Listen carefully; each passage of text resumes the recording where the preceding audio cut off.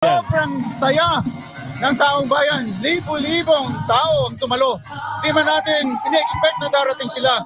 Subalit sa kabila ng ulan, sila'y nagpatuloy na pumunta rito upang makita lamang at matunghayan ang ating mga kandidato, lalo tigit ang atong Vice Presidente Inday Sara Duterte. Ito ha. Nakabutang tag-presidente 2016 na Dabawenyo, nakabutang tag-vice presidente 2022 nga Dabawenya.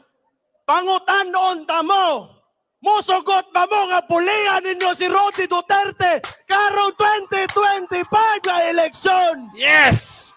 Pili nato kalimtan si Presidente Rodrigo Roa Duterte! Timani na pwede siya ibalik pagka-mayor, dili siya disqualified! Pagto sa itong mga kaugalingon nga kita, Dabawenyo! Yan ang boses ni Baste. Yan naman. Talagang alam nyo mga kasama, pag ito mga kasama nyo, pagdating ng panahon at yan maging presidente si Baste, naku po. Parang parehas siya kay Tatay Digong. Kung ano ang ginawa ni Tatay Digong, baka mas maganda pa. Baka mas mahigitan pa. Yes. Magandang hapon muli sa ating mga kasama. Nandito na naman si Kuya Goods nagbabalik. At syempre, kung hindi ka pa nakasubscribe, pa-subscribe na lang po at hit mo na rin yung bell para lagi kang updated sa ating mga video. Nako, inaasahang tagumpay. Ang alin, PDP laban. 2 days to go. Simula na ho. At meron tayong nababalitaan. Meron pa nangangalampag. Kahit bawal na. So nag-end na po, ang pagkakalam natin, nag-end na po yung kampanya. So parang last day na ata kahapon, ano? So meron pang mga, alam nyo na, meron pang humihirit. Oo, pero bawal yan mga kasama. Bawal na yan. Kaya kayo pag nahuli kayo, iyak tawa talaga kayo. Pero ano pa man ang meron dito? Nag-react na. Nag-react na ba ito? Sino to? Sabi rito, Palas, dear Senator Marcos, to show evidence that Romualdez Araneta now running government. Naku. Sila na ho ang magbabangayan dito. Dugo sa dugo. Pinsan sa pinsan. Hipag sa hipag. Yan ang abangan natin, mga kasama. For sure, malaking pag-uusap ito. Malaking mga problema ang haharapin kung sakasakali pag ito ay nagsimula na ng bangayan. Pero sabi ko nga sa inyo, isang like, isang share, samahan mo na subscribe at i-bell all nyo po para nakakatanggap ka ng notification. At ako, happy?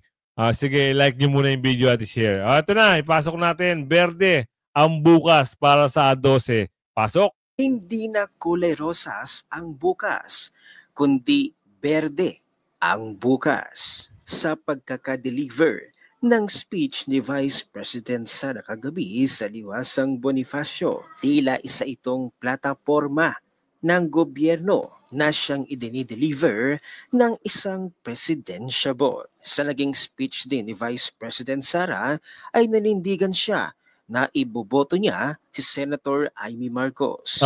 Dahil si Manang Amy lang daw ang naglakas loob na buksan ng investigasyon sa pagdukot kay dating Pangulong Duterte at ilegal na arestuhin mula sa pamahalaan ng Marcos at para ihatid sa mga dayuhan. At ang speech na ito ni Vice President Sara, mukhang nagising na ang ibang mga DDS. Ayon kay Ate Joey De Vive, unshakable trust of Vice President Sara on Senator Amy. Alam niya, marami sa inyo hindi matutuwa, pero she reiterates her support for her despite your unanswered open questions. She recognizes things that she had done to bring Pierre RD home. If we do not trust Vice President Sara, we will not see eye to eye on this. Wala na tayong dapat pag-usapan. I want Vice President Inday Sara to lead me, so I follow her on the +2 Amy and Camille. Yan, ayun lang sabi nila. +2. Ngayon, Merong balita sa Tanawan, grabe daw ang bigayan. Talagang umaatikabo. Hindi 1,000, hindi 2,000. Hulaan nyo kung magkano. Meron din sa Bicol. Ibang klase ho ang abutan. Yan ho ay mga comments sa atin mga kasama ng ating masungid na mga subscribers. Kaya comment nyo sa akin mga kasama kung dyan sa lugar nyo kung magkano ang abutan para malaman natin kung sino-sino yan. Comment nyo, tuloy natin to. Never kong nagustuhan si Camille and I have an open issue regarding prime motor na nakapark lang. Sige muna. Vice President Sara Duterte is in the best position to strategize. It is her neck that is on the line. Tulungan natin sa diskarte niya. Amy will be useful in her impeachment trial. Camille can't be both. She has her own machinery. Do we count the number of votes in favor of Inday in the Senate? Yes. But getting enough numbers is not a good enough goal. Ang goal dapat overwhelming win. We can't afford to go, may number na si Sara. Okay na yan. Let us target 10 plus 2. Consolidate. Vice President Sara Duterte is asking for our help. 12 is always better than winnable 4 or 10. Today may be the turning point. In the run-up to Monday's election, we are now going to make some very hard decisions. Perhaps none harder than to consider whether we re-elect Senator Amy Marcos or not. Whether you are a DDS or a hardcore loyalista or any of the undecideds, the quandary that is Amy linger maybe until we are actually in that voting booth on Monday. Why so? Because of all the candidates, she actually has the power to change not just this election, but the entire political spectrum and equation of this country. Yes, Senator Amy, like what the great Madonna once sang, you actually hold the key. For sure, I know you know it. And I don't know if you know it, but your political career is now hanging in the balance because of it. Ayan na ang sinasabi natin, di ba? Oo. Ngayon, parang mas lumalakas mas lumalakas ang pangalan ngayon ni Ate Amy. Alam niyo bakit? Dahil doon sa ginawa niya, at siya ang nagsimula doon sa pagbukas na kakasuhan pinasa na. Pinasa na sa ombudsman yung result ng committee yung report nila. Ika nga, gumaganda ngayon ang pangalan ni Super Ate. Ngayon ang tanong, ano ba ang mangyayari pag nagbangayan na ito maghipag at magpinsan? Yaan ang dapat yun malaman sa mga susunod na eksena. Di ba? Isipin nyo na lang mga kasama na ito ay isang malaking paglalaban. Paglalaban ng bangayan. Kung totoo man bangayan, kasi meron sinabi rito Meron sinabi rito. Eto, pakinggan nyo ha. Para naman alam nyo at hindi tayo nagmumukhang walang alam. Ano ang sabi rito? Pakinggan natin Pinupakan ng Malacanang ang patutsada ni Senador Amy Marcos laban sa administrasyon ng kanyang kapatid na si Pangulong Ferdinand Marcos Jr. Sa banayam ng programang Anong Ganap, sinabi ni Palace Press Officer Claire Castro na walang basihan ang banat ng senador na kontrolado na umano ni First Lady Liza Arneta Marcos at House Speaker Martin Romualdez ang gobyerno. Hinamon din ni Castro ang senador na maglabas ng ebidensya sa kanyang pahayag. Ibig sabihin, wala siyang paniwala sa kanyang kapatid? Hindi ba pang mamaliit yon? Wala naman ako nakikitang Romualdez, Araneta, sa mga sectoral meetings namin. Hindi naman siya napupunta siguro na Malacanang kaya hindi niya nakikita yung trabaho ng Pangulo. Yan ang sinasabi ko mga kasama. Paano ngayon sasagutin ito ni Miss Amy? Itong banat ni Ante. Sa tingin nyo mga kasama, pag sinagot kaya ito ni Miss Amy si Ante, ano kaya mangyayari? Sa palagay nyo lang kasi merong boses si Ante ngayon Hindi naman siya nagpupunta ng Malacanang. Ito, inaasang tagumpay ng PDP laban senatorial candidates alay kay Tatay Digong. Malaking bagay ho yan. Pag nanalo ang 10 plus 10, plus 2. Oo, malaking bagay kay Tatay Digong. Posibleng mapabalik na ang Agila ng Davao. Pakinggan natin to. Naniniwala ang PDP laban senatorial candidates na may malaking tsansang manalo ang kanilang grupo ngayong darating na halalan. Tuwing may pagtitipon ang partido, ramdam daw nila ang mainit na suporta ang ibinibigay ng mga tao sa kanila dahil kay dating Pangulong Rodrigo Duterte. Kaya naman nila ang panalo ng Duterte ay alay nila para kay Tatay Digong. Si Paul Montibon ang magbabalita. Kahit saan sa Pilipinas, kapag PDP laban ang mag-organisa ng mga rally, walang lugar na hindi napupuno ang venue. Walang panahon na hindi dinudumog ang grupo, lalo na kapag andyan ang senatorial candidates ng partido. Ibig sabihin nito, sa kabila ng mga paninira at planong pabagsakin ang mga Duterte, nananatili pa rin ang lakas, impluwensya at karisma ng grupo sa publiko para sa PDP senatorial balls. Ramdam nila ang init ng suporta ng mga tao kay dating Pangulong Rodrigo Duterte at sa mga iniindorso nitong kandidato na kumakatawan sa kanyang mga adhikain para sa bansa. Kaya naman ang tagumpay nila ng PDP Duterte senatorial slate ngayong panahon ng kampanya hanggang sa Mayo 12 ay alay nila para sa dating Pangulo na ngayon bigong makasama, makapiling ang mga Pilipino dahil sa pag-abandona ng gobyernong Marcos Jr. sa kanya at inihain sa kamay ng mga dayuhan. The results, dedicated ito para sa kanya. Yan lang masasabi ko sa kanya. We are working hard in your honor, sir. Dahil kung wala kami dito. So ito, tuloy ang aming pagsusumikap para yung Duterte brand of leadership, Duterte brand of service, Duterte brand of pakikikapwang tao ay aming itutuloy po, sir, kahit na wala ka dito. Tandaan po natin, pagpasok nyo lang po sa Lunes, pag sa inyong pagboto, tandaan nyo lang po si Tatay Digong na nagservisyo po sa atin sa 6 na taon.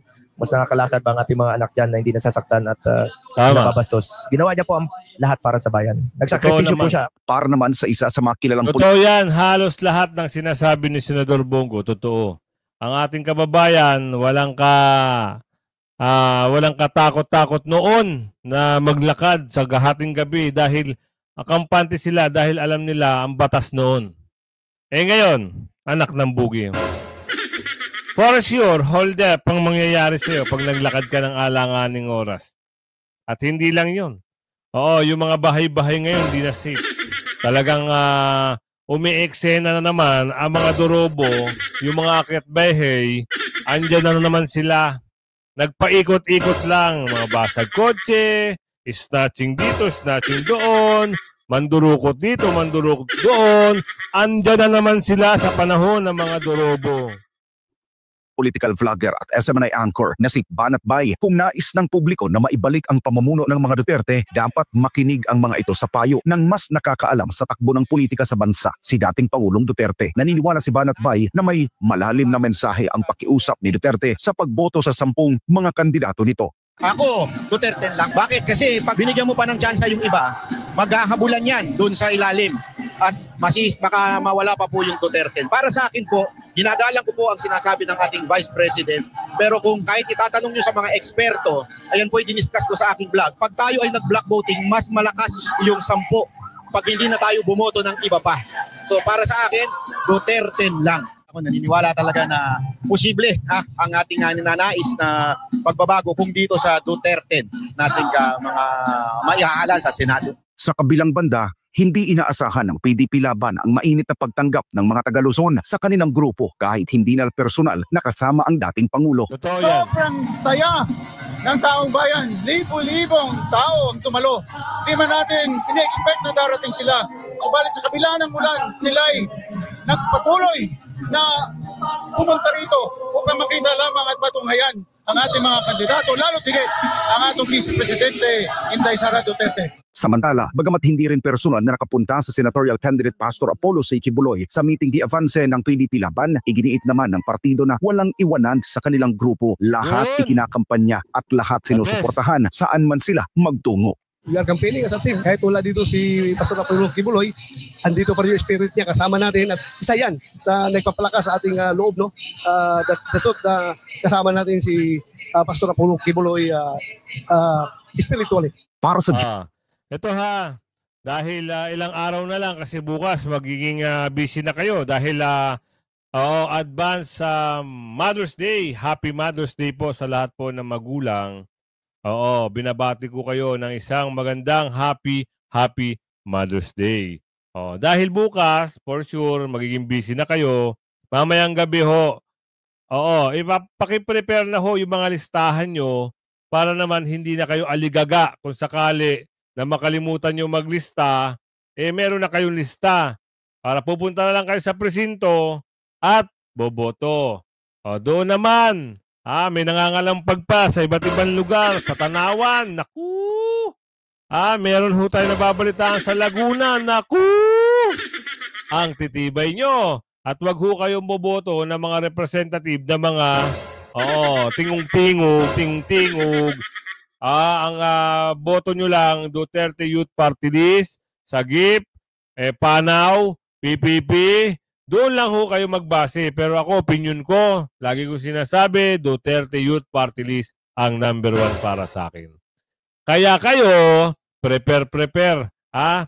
Meron naman nasasabi, Kuya Goods, pera ng taong bayan, kunin nila. Nasa inyo na po yun. Kunin nyo po dahil sabi nyo, pera nyo. Pera ng taong bayan. Kunin nyo po. Pero siyempre, ang iboboto natin, Duterte plus 2. Yung iba kasi ayaw daw ng plus. So, wala tayong magagawa. Kanilang pananaw yun. Pero kasi, ito papaliwanag ko lang. Kung mag-iiwan kayo ng dalawa doon sa 12, baka maya mapasukan ng pandaraya. Nagigets nyo? Iba't iba tayo ng opinion, iba't iba tayo ng pananaw. Ang pananaw ko dito, pag nag-iwan kayo ng dalawa, pwede nilang pasukan ng hokus-pokus. Kung ilang milyon yung nag-iwan ng dalawa, ilang milyon din ipapasok ng mga dorobo. May papasok na magnanakaw, may papasok na bulok, may papasok na basura, may papasok na dorobo at bakulaw. Gets? Hindi na tayo makipagtalo doon sa mga tao na, alam nyo naman, pananaw nila yun. Gagalangin natin yung kanilang mga opinion at syempre, walang pagalingan dito. So, dito ako believe. Dito sa anak ni Tatay Digong. Ano meron? Maisog ng Davao at Batang Agila, joint force sa Davao City. Mga taga Davao, taga Cebu. Yung governor ng Cebu, wag nyo na huyang iboboto. Sabi ni Aling Marie, bakit? Anak ng Tipaklong binabaan na ng ombudsman. Ayaw pa rin bumaba sa pesto. Ganyan ba ang gusto yung leader? Hindi sumusunod sa batas? Paano raw? Merong kakampi. Dahil inendorso daw lahat ng alkansya. Kaya tinaas ang kamay ng matanda. Nino, o nebongik-ngik. Isipin nyo mga kasama, pag ganyan ang leader nyo dyan sa Cebu, kawawa ang Cebu, ubos ang kaban. Si Ate Pam. Ate Pam na lang. Para surbol. Ay, mas di hamak na mas maganda si Ate Pam. Kilala nyo ba yung kalaban ni Garci? D4 ba yun? Pam D4? Correct nyo na lang po ako Ito, ang magandang pag-uusap dito mga kasama. Alamin natin ang mga bagay-bagay sa Cebu. At hindi lang sa Cebu sa Davao. Yung mga kalaban ni Congressman Pulong. Yung babae. Yung babae nga na mahilig sa ayuda, wag nyo na hong iboto yun. I-boycott nyo yun, si Tatay Digong baka kalimutan nyo. Porket hindi nangangampanya si Tatay Digong, baka sabihin nyo, hindi tumatakbo. Tumatakbo ho si Tatay Digong ng mayor. Dyan sa Davao. Kaya, Tatay Digong, boto nyo. Si Baste, boto nyo. At si Kong Pulong, boto nyo. At yung konsihal na anak ni Kong Pulong, iboto nyo. Basta mga basura, yung mga basura ng mga kalaban ni Tatay Digong at mga Duterte, tapon nyo yan. Yung mga basura na mahilig sa ayuda. Ito, pasok natin to.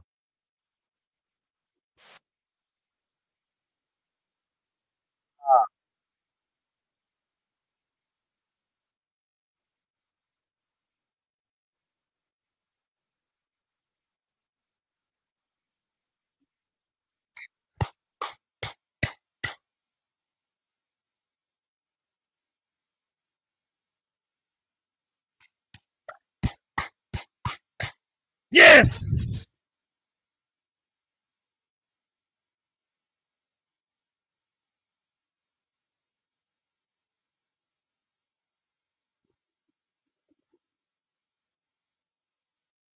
Ay, parang mali na naman ako ah. Palakpak ako ng palakpak. Mali pala yung nilagay. Sorry ah. Sorry. Uulitin ko na lang. Oo. Sorry naman. Akala ko na ilagay ko na. Minsan error talaga to eh.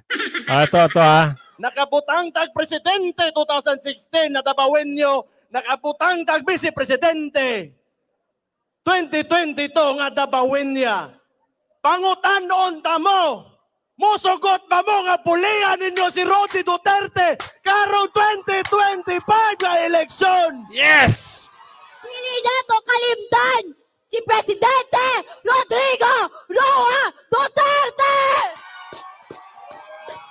Timani na pwede sa ibalik pagkamayor, dili sa disqualified! Ibalik nato sa pagkamayor sa Davao City! Para sa kaayuhan sa Davao City! Mayang gabi sa iyong tanan. Wa gyud, giulan gyud ta pero naalang gihapon ang mga taga Davao diri, no? Salamat kayo kato mga ni Antos gyud, kato mga rain or shine na mga tao.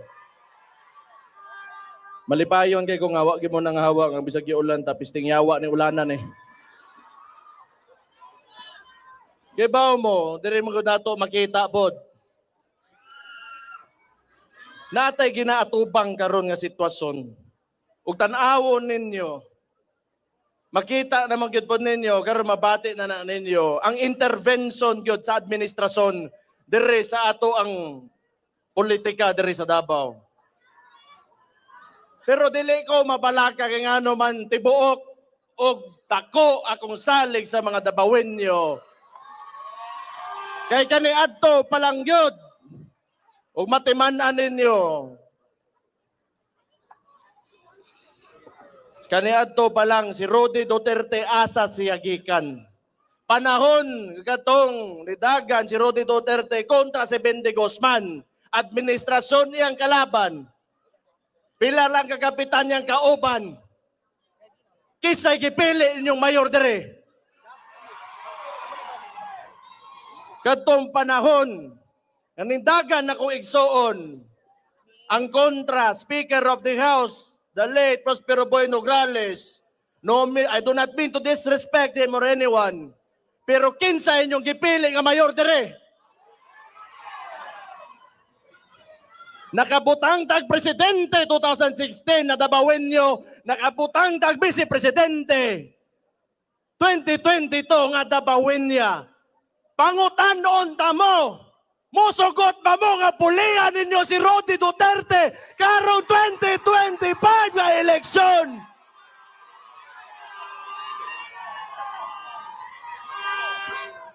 Hindi manguli na ta kay ulan.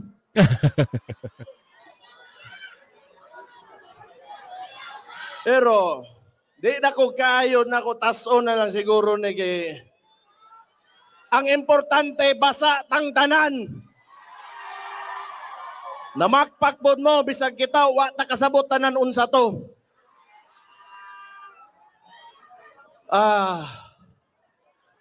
Og tan-awon po ninyo.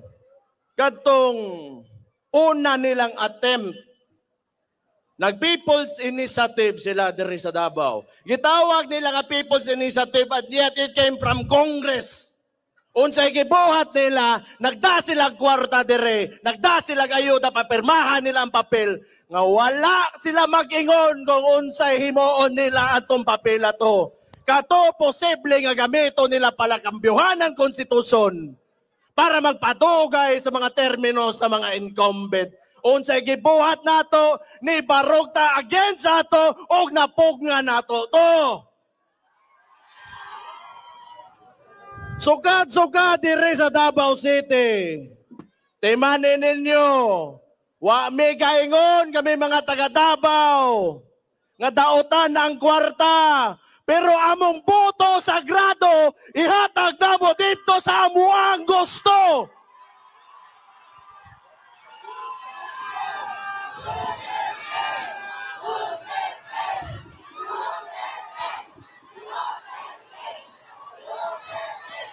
Mao na, di gyud sila makat-on. Dugay na kahit ang ginapakitaan, tanawa, nagkata na noong ko. Dugay na kahit ang gipakitaan o progresibo nga pamulitika o pagda sa gobyerno ni Rodi Duterte o mga kaubanan niya sa hupong sa tawong lungsod. Unya karon, kamo diha nga nanagan sa pikas, nakauban na mo presidente pisot, mo baliktad dayon mo. Kaya nga no, gihimo ninyong Ginoo ang kwarta, wa mo kabalo, pag humara ni tanan, ang muingon o muingon sa direksyon sa Davao City, ang mga Davaoenyo dili ang kwarta sa administrasyon.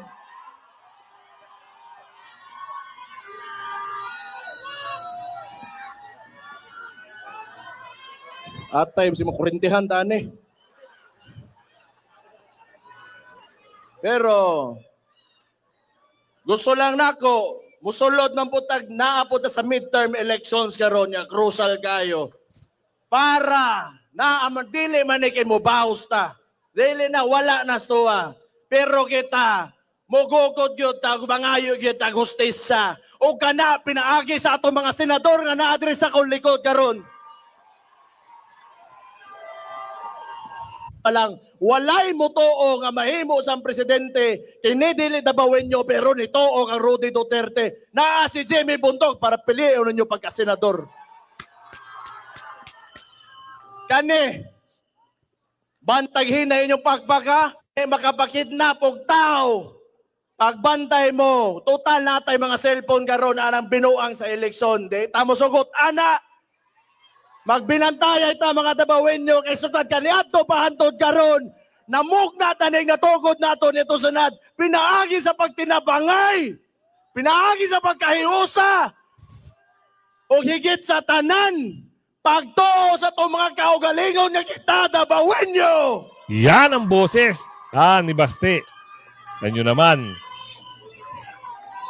Talagang alam nyo mga kasama, pag ito mga kasama nyo, pagdating ng panahon at yan maging presidente si Baste, naku po.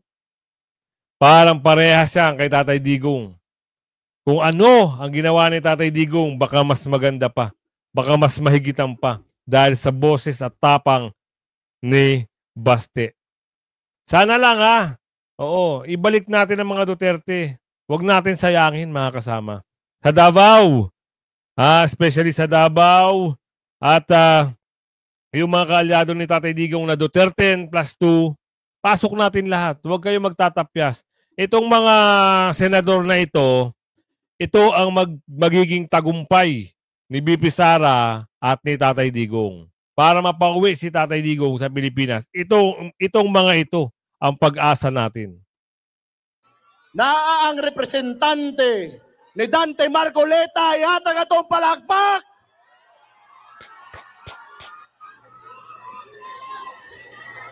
Wotiman ninyo unsay gibuhat ni Dante Marcoleta. Duhara sila sa Congress. Kadtong panahon na ilang quadcom. Kadtong panahon sa ilang quadcom timan ninyo pipila lang ka congressman. Sa ako matimanan si Dante Marcoleta o si Duterte Youth Party List ragyod ang mitingo gana.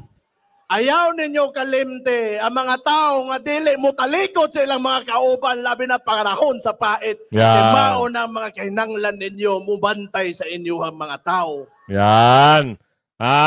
Duterte Youth Party List na mention ni Baste. Kaya sabi ko nga sa inyo, yan ang party list na matapang.